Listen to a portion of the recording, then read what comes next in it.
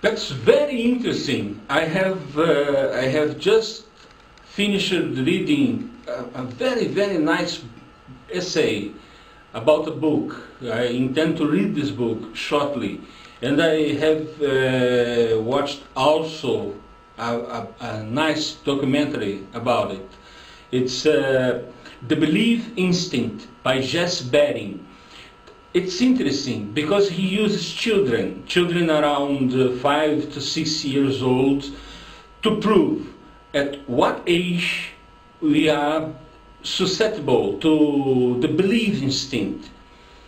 He has tried that with children under 5, under 4 years old, but there is no way. They seem not able to grasp, to understand, to be able to believe something invisible actually exists.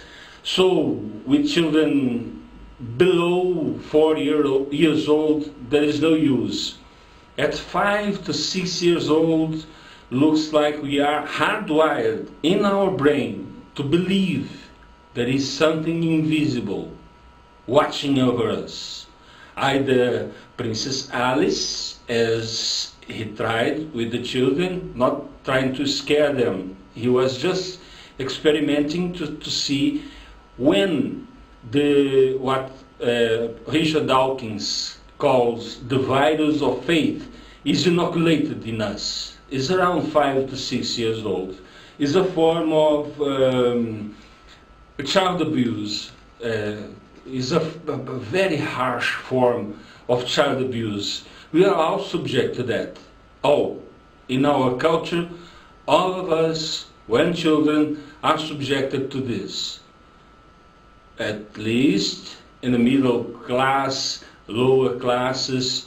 In the upper classes, I don't know for sure. Maybe they are too smart to impose this sort of bullshit on their children. But in our class, in our culture, this happens, and then seems quite interesting. Also, I became interested in bonobos. It's a sort of chimpanzee. It looks like a chimpanzee, but it's not a chimpanzee. Chimpanzee uses power. They are male-ruled society ruled by males, by those with more strength and will to power, to overthrow. They are always schmoozing, scheming. And in his very nice book, that one I have read,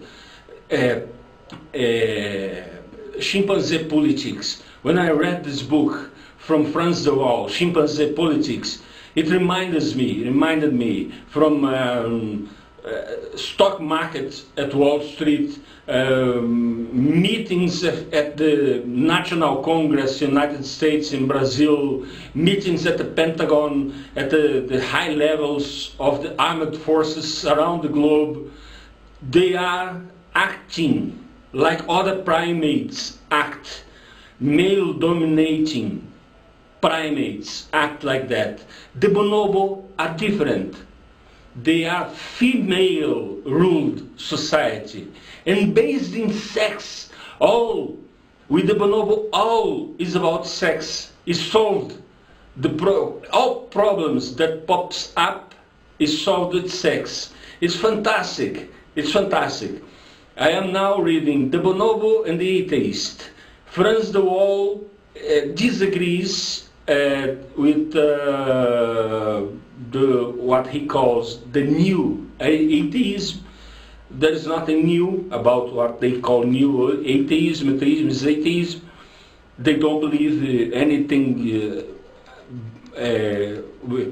As a Brazilian humorist used to say, I don't believe anything I can touch, I can smell, I can lick. I don't believe in brochures, for instance. That's it. Okay. Now, Frans de Waal states the basis of morality It's reciprocity on one side. There are two pillars of morality. If one lacks, morality cannot go further. It's not sustained. It shows in the animal kingdom, among elephants, among chimpanzee, among cats, among dogs.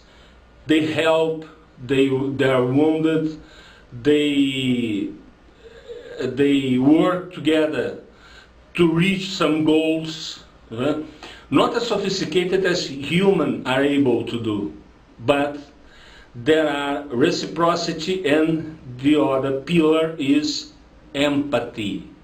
I am able to put myself in your shoes.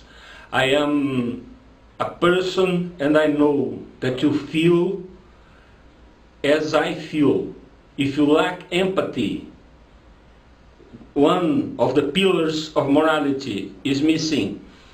The other one is fair, the sense of fairness, reciprocity. You do something to me, something nice to me, I'll do something nice for you. You support me, I support you. That's imprinted in our genes as the belief instinct. What's the use of that?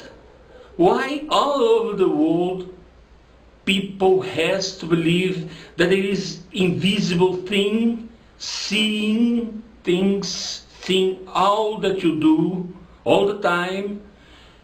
Why do you have to believe that? Why is important to us? Why putting in another way? Why that became important in our process of evolution? The belief. To believe in something that is not there, doesn't exist, but we have to believe. And that makes us better. Why? How? I am studying that. I understand that this is so. This happens. We believe, most of human beings believe in things that are not there. They are simply not there. There's not hard evidence. There is belief. Why is belief so important? I must study further. This is just an introduction, especially to my good friends Anna and Natalia from Facebook. See you soon. Okay, those are the pillars of morality according to Frans de Waal. At the left side you see reciprocity, fairness. You have to be just, you have to be fair if you are building up morality. There are much more things around morality that we have to consider. But without those two things, it's impossible to build up. Reciprocity, hence, is one of the pillars. The second pillar is empathy. You have to feel that the other is another self, is another person. He feels what you feel. He is a human being. He is a being able to feel things. You have to feel empathy to build up morality.